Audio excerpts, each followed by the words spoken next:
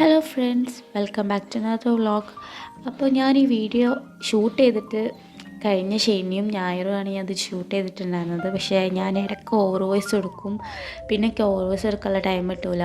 പിന്നെ over voice എടുക്കുമ്പോൾ ഞാൻ പറയാനുള്ളതൊക്കെ മറന്നു പോകും. ഫസ്റ്റ് ഞാൻ പറഞ്ഞതിനോട് യാതൊരു യോജിപ്പും ഉണ്ടാവില്ല, അപ്പോൾ മൊത്തം ഡിലീറ്റ് ആക്കും. അപ്പോൾ അങ്ങനെ ഈ ഒരു സൺഡേ ആണ് എനിക്ക് ഓവർ വോയിസ് എടുക്കാനുള്ള ടൈം കിട്ടിയിരിക്കുന്നത്. അതും മോർണിംഗാണ് ഞാൻ ഓവർ വോയിസ് എടുക്കുന്നത്. പിന്നെ നാളെ മൺഡേ നമുക്ക് ക്രിസ്മസ് എക്സാം സ്റ്റാർട്ട് ചെയ്യാണ്. സെക്കൻഡ് ലാംഗ്വേജാണ് ആദ്യം നമുക്ക് വരുന്നത്. അപ്പോൾ എന്നോട് കുറേ ആൾക്കാർ കമൻറ്റിൽ ചോദിച്ചിരുന്നു വീഡിയോ ഇടുന്നില്ലേ. പിന്നെ ഒരു കുട്ടി വെച്ചിട്ടുണ്ടായിരുന്നു, കുറേ കമൻറ്റ് തന്നിട്ടുണ്ടായിരുന്നു സ്റ്റഡി വ്ളോഗ് ചെയ്യണം, വെക്കേഷൻ സ്റ്റഡി പ്ലാൻ ഇടണം എന്നൊക്കെ ഞാൻ ചെയ്യുന്നതായിരിക്കും.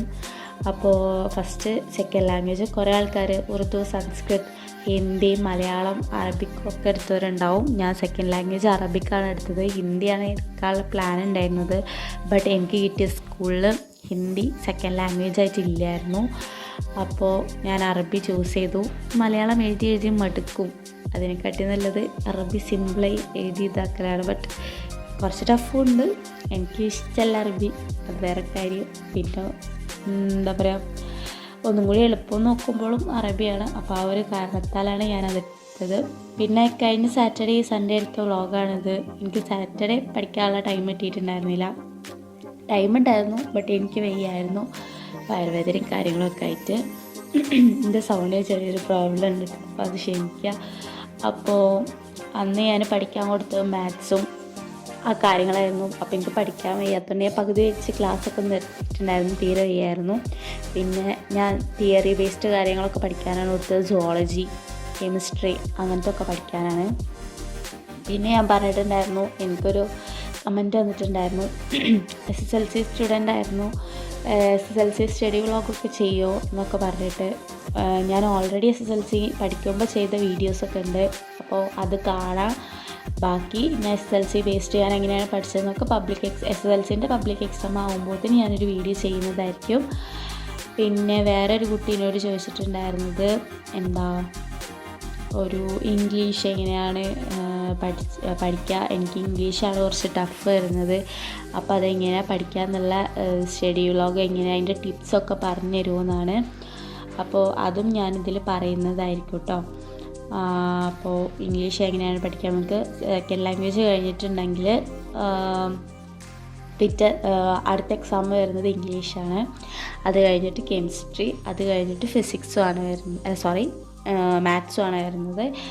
പിന്നെ നമുക്ക് 5 days ഗ്യാപ്പ് ഉണ്ട്. അപ്പോൾ അതിൽ ഫിസിക്സും ബയോളജിയും പഠിക്കാൻ വെച്ചിട്ട് ഞാൻ ഫിസിക്സും ബയോളജിയും ഇപ്പം നോക്കുന്നില്ല. ഞാനിപ്പോൾ മോസ്റ്റ് ഇമ്പോർട്ടൻ്റ് കൊടുക്കുന്നത് ഈ 4 സബ്ജക്റ്റാണ്. അപ്പോൾ ഇന്ന് സൺഡേ ഞാൻ ഫുൾ സെക്കൻഡ് ലാംഗ്വേജ് തന്നെ സബ്ജക്റ്റാണ് കൊടുക്കുന്നത്, അറബിക്കിനാണ് കൊടുക്കുന്നത്.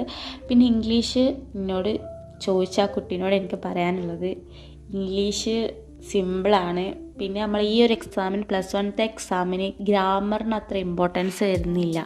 2, 3, 4 ഗ്രാമർ പോർഷൻസ്, എഡിറ്റിംഗ്, പാസേജ് അങ്ങനത്തെ കുറച്ച് സിമ്പിളായിട്ടുള്ള ഗ്രാമർ വരാനല്ല. SSLC പറഞ്ഞ പോലെ കുറേ വലിയ ഗ്രാമേഴ്സൊന്നും വരുന്നില്ല, സിമ്പിളാണ്. പിന്നെ ഏറ്റവും കൂടുതൽ നോക്കേണ്ടത് പോയമാണെന്നുണ്ടെങ്കിൽ കുറച്ച് റിസ്കി പോയംസൊക്കെ ഉണ്ട്. അപ്പോൾ അതിൻ്റെ തീം എന്താണെന്ന് മനസ്സിലാക്കുക. അതിലിങ്ങനെ ഓരോ ഡിസ്കോഴ്സസൊക്കെ പറയുമല്ലോ, കുറേ സംഭവങ്ങളൊക്കെ ഉണ്ടല്ലോ, പേഴ്സണിഫിക്കേഷൻ, അലിട്രേഷൻ അങ്ങനത്തെ സംഭവങ്ങളൊക്കെ ഓരോ പോയത്തിൻ്റെയും പറയില്ലെങ്കിൽ ക്ലാസ് കാണാൻ, അങ്ങനത്തെ വൺ ഷോട്ട് ആ ഒരു ചാപ്റ്ററിനെ നല്ല വിശദീകരിച്ചിട്ടൊരു ക്ലാസ് ഉണ്ടാവും, അത് കാണുക, അതിൻ്റെ തീം മനസ്സിലാക്കുക, അതിൻ്റെ അപ്രിസിയേഷൻ നോക്കുക. പിന്നെ അതിൽ ഓരോ വേർഡ്സിൻ്റെയും വേറെ മീനിങ് ഒക്കെ ഉണ്ടാവില്ല, അതുണ്ടാവും. അപ്പോൾ PYQs ഒക്കെ കൂടുതൽ ചെയ്യുക. ഇപ്പോൾ എക്സാം ആയതുകൊണ്ട് എനിക്ക് കൂടുതൽ പറയാനുള്ളത് എല്ലാ സബ്ജക്റ്റിൻ്റെയും പ്രീവിയസ് ഇയർ ക്വസ്റ്റ്യൻ പേപ്പർ പരമാവധി കളക്ട് ചെയ്യുക.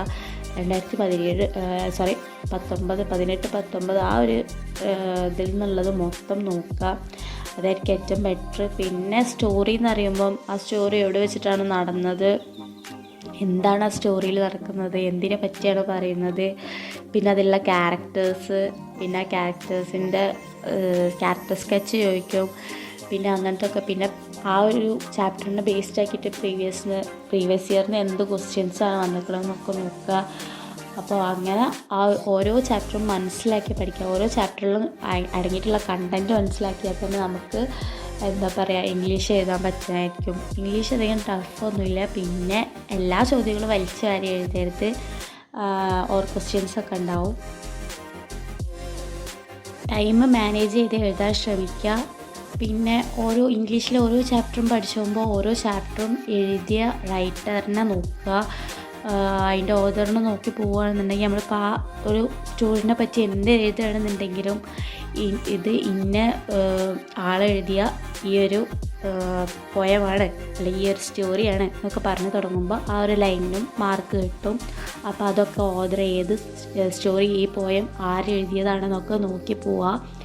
പിന്നെ നമുക്ക് എല്ലാ ക്വസ്റ്റ്യൻ പേപ്പർ എടുത്ത് നോക്കിയിട്ടുണ്ടെങ്കിൽ ലാസ്റ്റ് നമ്മൾ പഠിക്കാത്തൊരു പോയം കൊടുക്കും. ബട്ട് അത് നമ്മൾ പഠിച്ച ഏതെങ്കിലും പോയത്തിൻ്റെ തീമിനോട് ബേസ് ആക്കിയിട്ടുള്ള പോയമായിട്ട് ഉണ്ടാവും കൊടുക്കുക. പക്ഷേ നമ്മൾ വായിച്ച് നോക്കാതെ അയ്യോ പോയമാണ് എനിക്കറിയില്ല എന്നൊക്കെ പറഞ്ഞ് പോയിട്ടുണ്ടെങ്കിൽ ജസ്റ്റ് നമ്മളെ മാർക്ക് ജസ്റ്റ് ലോസ് ആവും. പിന്നെ അത് ചെയ്യാൻ അത്രയും കോൺഫിഡൻ്റ് അല്ലെങ്കിൽ ലാസ്റ്റ് സമയം കിട്ടുകയാണെന്നുണ്ടെങ്കിൽ ജസ്റ്റ് അത് 2-3 വട്ടം വായിച്ച് നോക്കുക. ജസ്റ്റ് ആ അപ്രിസിയേഷൻ എഴുതാൻ എന്തെങ്കിലും അത് ആ ക്വസ്റ്റ്യൻ അറ്റൻഡ് ചെയ്തിട്ടുണ്ടെന്നുണ്ടെങ്കിൽ നമുക്ക് മാർക്ക് കിട്ടുന്നതായിരിക്കും, 2-3 മാർക്ക് കിട്ടുന്നതായിരിക്കും. അപ്പോൾ എങ്ങനെയെങ്കിലും പോയം വായിച്ച് നോക്കിയിട്ടുണ്ടെങ്കിൽ നമുക്ക് എന്തെങ്കിലുമൊക്കെ മനസ്സിലാവില്ല, അതിൽ അടങ്ങിയിട്ടുള്ള പോയറ്റിക് ഡിവൈസോ അങ്ങനെ എന്തെങ്കിലും അത് എഴുതിയിട്ടുള്ള ആളെ ചിലപ്പോൾ കൊടുക്കാം.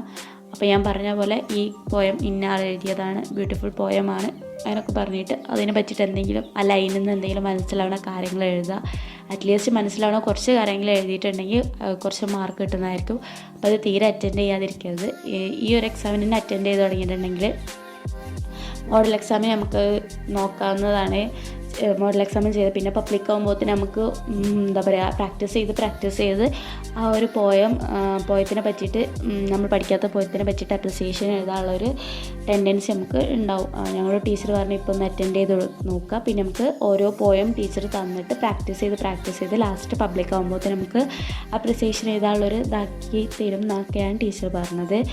പിന്നെ ശ്രദ്ധിക്കേണ്ട ഒരു കാര്യം, ഏതൊരു എക്സാം എഴുതുകയാണെങ്കിലും ക്വസ്റ്റ്യൻ നമ്പർ ഇടാൻ മറക്കരുത്. ഇംഗ്ലീഷ് എക്സാമിൽ ഒരു 7 മാർക്കിൻ്റെ 6 മാർക്കിൻ്റെ SLCയിൽ പബ്ലിക് എക്സാമിനില്ല കേട്ടോ. അതുകൊണ്ട് രക്ഷപ്പെട്ടു. മോഡലിനാന്ന് തോന്നുന്നു, മോഡലിന് ഞാൻ ഒരു ക്വസ്റ്റ്യൻ നമ്പർ ഇടാൻ മറന്നു. അങ്ങനെ സാറെ കയ്യും കാലൊക്കെ പിടിച്ചിട്ടാണ് പിന്നെ മാർക്കൊക്കെ കിട്ടിയത്. കുറേ ചീത്തൊക്കെ കേട്ടോ. ഇങ്ങനെയാണെന്നുണ്ടെങ്കിൽ പബ്ലിക് എക്സാമിന് എത്ര ക്വസ്റ്റ്യൻ നമ്പർ ഇടാൻ മറക്കും. അപ്പോൾ ക്വസ്റ്റ്യൻ നമ്പർ നല്ല ചെക്ക് ചെയ്യുക. ക്വസ്റ്റ്യൻ പേപ്പർ 2-3 വട്ടം ചെക്ക് ചെയ്യുക. ടൈം മാനേജ് ചെയ്ത് എഴുതുക. പിന്നെ വലിച്ചു വാരി എഴുതരുത്, മാർക്കിനനുസരിച്ചൊക്കെ എഴുതാം കേട്ടോ. അപ്പോൾ അത് ഏറ്റവും കൂടുതൽ ശ്രദ്ധിക്കുക. പിന്നെ കുറേ ഫോർമാറ്റും കാര്യങ്ങളൊക്കെ ഉണ്ട്. ലെറ്റർ, ഇമെയിൽ, പിന്നെ നമുക്ക് പഠിക്കാൻ പറഞ്ഞ സ്പീച്ചിൻ്റെത്, അങ്ങനെ കുറേ ഫോർമാറ്റുകളൊക്കെ ഉണ്ട്. ആ ഫോർമാറ്റുകളൊക്കെ പഠിച്ചു പോവുക.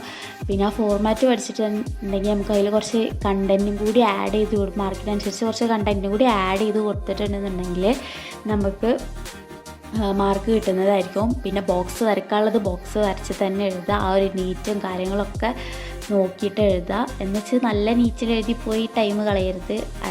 എഴുതുന്നത് തന്നെ കുറച്ച് നീറ്റിൽ എഴുതി പോവുക.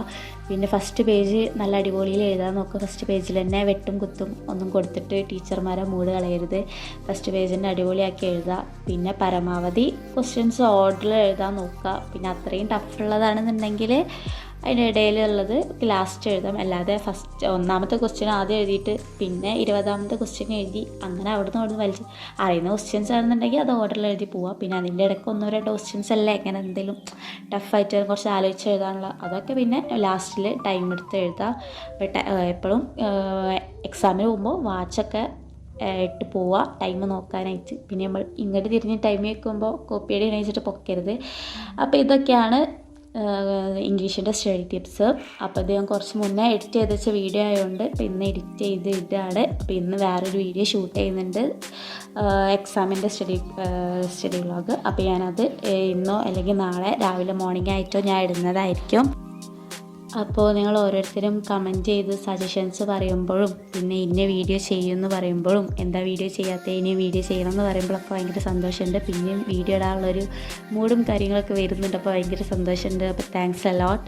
അപ്പോൾ നമ്മളിപ്പോൾ 1.34K ഫാം ആയിട്ടുണ്ട്. അപ്പോൾ നമ്മൾ എന്തായാലും ചോദിക്കായിരിക്കും. ഇൻഷാ അല്ലാ എല്ലാവരും സബ്സ്ക്രൈബ് ചെയ്ത് സപ്പോർട്ട് ചെയ്യുക.